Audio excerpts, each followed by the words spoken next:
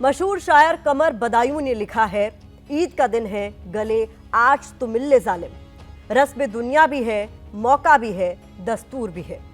ईद को सिर्फ मोहब्बत की नजर से देखने वाला हर इंसान आज गले मिलकर एक दूसरे को बधाई दे रहा है, लेकिन वोट बैंक की राजनीति का दस्तूर ऐसा हो गया है कि कुछ लोग नफरत में ही जिंदगी की चाशनी ढूंढते हैं।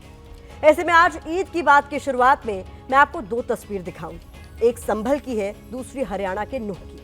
संभल में ईद की नमाज होनी थी, लोग ईदगाह पहुंच रहे थे और इस मौके पर जरा देखिए ये शख्स कितना खुश है। वो हर किसी को ईद मुबारक कह रहा है, उन पर गुलाब की पंखुड़ियां बरसा रहा है। जो फूल बरसा रहे हैं वो भी मुसलमान हैं और जिन पर फूल बरसाए जा रहे हैं वो भी मुसलमान। लेकिन अब ईद जैसे पाक मौके पर दूसरी तस्वीर भी देखिए, जो मेवात इलाके के नूह से आई है। यहाँ ईद की नमाज हुई, नमाज के बाद लोग एक दूसरे को मुबारकबाद देते, गले मिलते, लेकिन यहाँ तो मामूली कहासुनी के बाद लाठी डंडे चलने लगे। हालांकि यहाँ मसला आपसी रंजिश का था, बस मौका ईद का चुना गया था। अभी नाम तो नहीं याद आ रहा है, लेकिन किसी ने लिखा है, मिल के होती थी कभी ईद भी दिवाली भी, अब ये हालत है कि डर डर के गले मिलते हैं। क्या ये हालात वोट बैंक की पॉलिटिक्स की वजह से पैदा हुए? जवाब आप खुद तलाशिए। मैं आपको लखनऊ से आई कुछ तस्वीरें दिखा देती हूँ। ये लखनऊ ईदगाह की तस्वीरें हैं जो इस वक्त आपकी स्क्रीन पर है, जहां ईद के मौके पर मुसलमानों का हुजूम उमड़ता है। साथ ही यहाँ बड़ी संख्या में नेताओं की हाजिरी भी लगती है।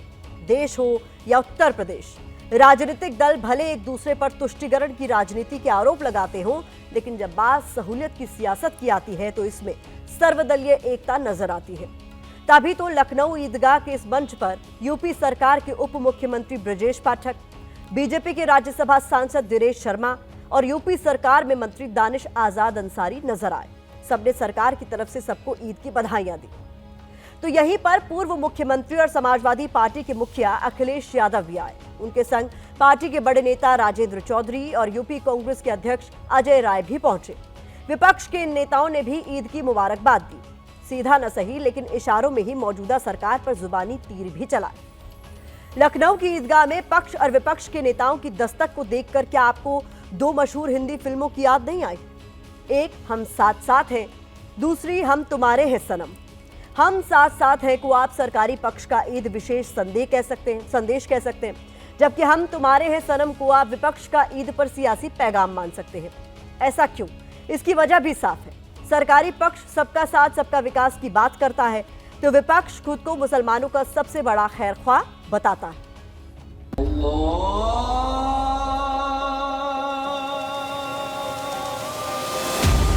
ईद का त्योहार भाईचारे का त्योहार है।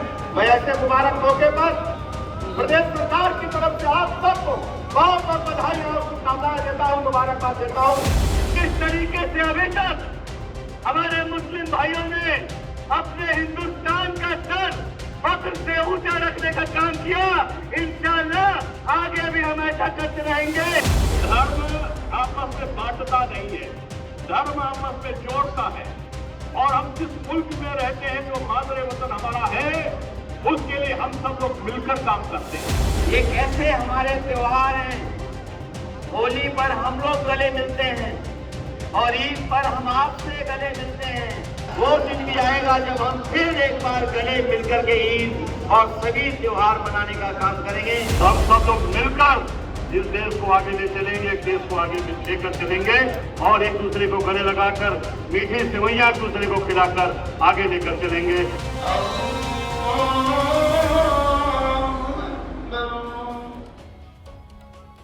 इस ईद को मीठी ईद कहते हैं, लेकिन इस मौके पर भी नफासत के शहर लखनऊ में कड़वाहट नमूदार हो गई। आरोप सरकार पर हैं और शिकायत करने वाले अखिलेश यादव। उन्होंने आरोप लगाया कि पुलिस ने ईदगाह आने के दौरान रास्ता रोका। अखिलेश के मुताबिक पुलिस वालों ने ईदगाह के रास्ते में उन्हें करीब आधे घंटे तक रोक के रखा। इसका वीडियो भी सामने आया है। इसमें अखिलेश का काफिला है, दोनों तरफ भारी भीड़ है, पुलिस वाले हैं। अखिलेश के समर्थन में नारेबाजी हो रही है। वो गाड़ी के अंदर से किसी से बात भी कर रहे हैं। हालांकि अखिलेश ईदगाह पहुंचे, ईद की बधाइयां दी, अपनी बात रखी और फिर जब मीडिया के सामने आए तो उन्होंने सरकार पर उन्हें ईदगाह आने में अड़ंगा डालने का आरोप लगाया, जिस पर पुलिस की सफाई भी सामने आई। जब मैं आज आ रहा था तो जानबूझ करके पुलिस ने मुझे रोका। मैंने जानना चाहा कि भाई क्यों नहीं जाने दे रहे हो।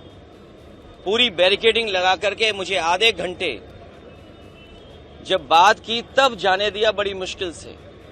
और जब जानना चाहा मैंने कि आखिरकार क्यों ऐसा किया जा रहा है, तो किसी अधिकारी के पास जवाब नहीं था। आखिरकार इसको मैं क्या मानूं, क्या समझूं? इसको मैं तानाशाही समझूं? ऐसा दबाव बनाना चाहते हैं, डराना चाहते हैं, धमकाना चाहते हैं कि दूसरे के धर्मों में शामिल ना हो। उनकी कोई इस तरह की बात हम अभी जानकारी में नहीं आई है। अब फ्लीट हो सकता है थोड़ी देर आ रही हो तो उस तरफ भीड़ थी, तो उसको देख लिया जाएगा क्या स्थिति है, कि इसकी अभी पूरी जानकारी है नहीं इसकी। मोहब्बत के मौके पर नफरत का क्या काम? भाईचारे के त्योहार पर बंटवारे का शोर क्यों? मुबारक दिन विवाद क्यों? क्या इन सब के पीछे राजनीति है? आइए इस रिपोर्ट के जरिए समझने की कोशिश करते हैं।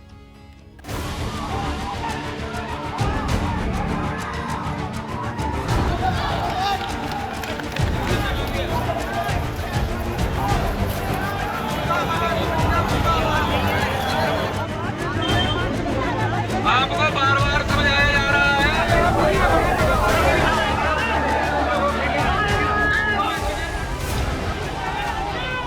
मंजिल ईदगाह, मौका ईद, मकसद नमाज। लेकिन ये कैसा पैगाम? ये पोस्टर मेरठ में लहराया गया। ऐसा इसलिए क्योंकि यूपी में प्रशासन की तरफ से ईद के मौके पर सड़क पर नमाज की मनाही थी।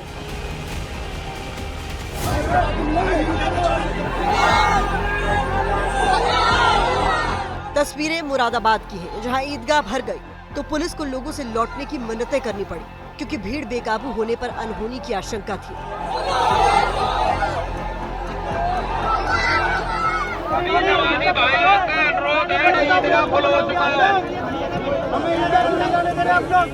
लेकिन नमाजी ईदगाह में ही नमाज पढ़ने पर अड़े थे, लेकिन जल्द ही विवाद को संवाद से सुलझा लिया गया।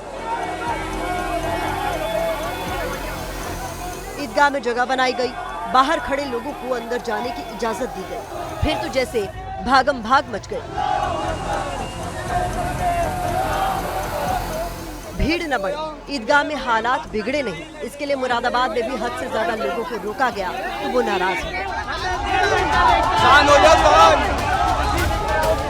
खबर सांसद रुचि वीरा को मिली तो वो भी फौरन मौके पर पहुंच गए। सियासी शोले भड़कते इससे पहले पुलिस ने ईदगाह में जगह बनाई और बाहर खड़े लोगों को अंदर जाने की इजाजत दी। जो पहली नमाज चल रही थी उसी समय कुछ लोग यहाँ पे आए। उनका ये कहना था कि हम जल्दी उसी में नमाज पढ़ना चाहते हैं। कुछ नवयुवक थे, उनका ये मन था कि बहुत जल्दी नमाज से फारिग हो जाए। उनको समझा बुझा करके उनको रोक लिया गया था कि दूसरी बार नमाज करा दी जाएगी, और दूसरी बार में उनकी नमाज करा दी गई है। सब लोग वापस चले गए।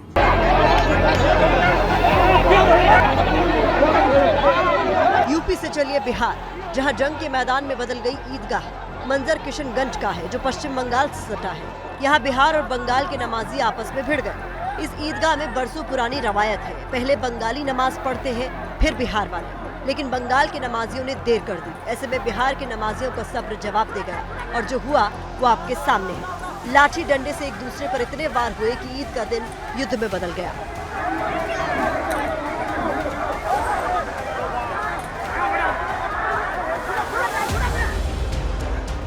नफरत की खेती से मुनाफे की फसल काटने वालों ने बिहार के हाजीपुर में भी माहौल खराब करने की कोशिश की। यहाँ ईदगाह के दरवाजे पर कुछ ऐसे नारे और शब्द लिख दिए जिससे लोग नाराज हो गए। हालांकि पुलिस प्रशासन ने वक्त रहते हालात पर काबू पा लिया। ईद के मौके पर राजस्थान के टोंक में भी बवाल हो गया। हुआ कुछ यूं, मालपुरा में ईद की नमाज जैसे ही पूरी हुई, नमाजी बाहर निकले और नारेबाजी करने लगे। अपने हिसाब से जुलूस निकालने पर अड़ गए, लेकिन पुलिस ने उन्हें तय रास्ते से ही जुलूस निकालने को कहा। इस पर टकराव का माहौल बन गया, लेकिन पुलिस प्रशासन ने तनाव बढ़ने से पहले ही बवाल पर विराम लगा दिया। मुमकिन है कि ईद की मिठास में कुछ लोग कड़वाहट घोलना चाहते हो, लेकिन ऐसे लोगों को अगली तस्वीर देखकर निराशा हाथ लगेगी।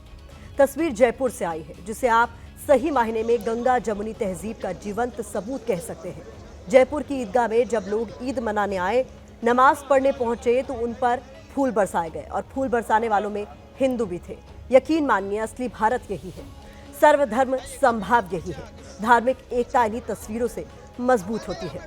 अगली तस्वीर तो और भी शानदार है, जो अयोध्या से सामने आई, जहां दशकों की मुकदमेबाजी के बाद राम मंदिर बन चुका है। और अब ईद पर आई ये खूबसूरत तस्वीरें आप देखिए, जब अदालत में एक दूसरे के विरोधी यानी राम मंदिर के पक्षकार धर्मदास और बाबरी मस्जिद के पक्षकार इकबाल अंसारी गले मिले। धर्मदास ने इकबाल अंसारी को ईद की बधाइयां दी। जो लोग हिंदू मुसलमान के नाम पर राजनीति करते हैं उन्हें ये तस्वीरें जरूर देखनी चाहिए, बार बार देखनी चाहिए और धर्मदास इकबाल के भाईचारे से सबक भी जरूर लेना चाहिए।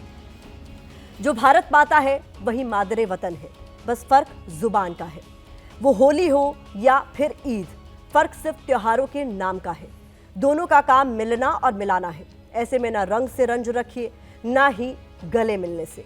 और सिर्फ कहिए नहीं, मजहब नहीं सिखाता आपस में बैर रखना, बल्कि इस पर अमल भी कीजिए।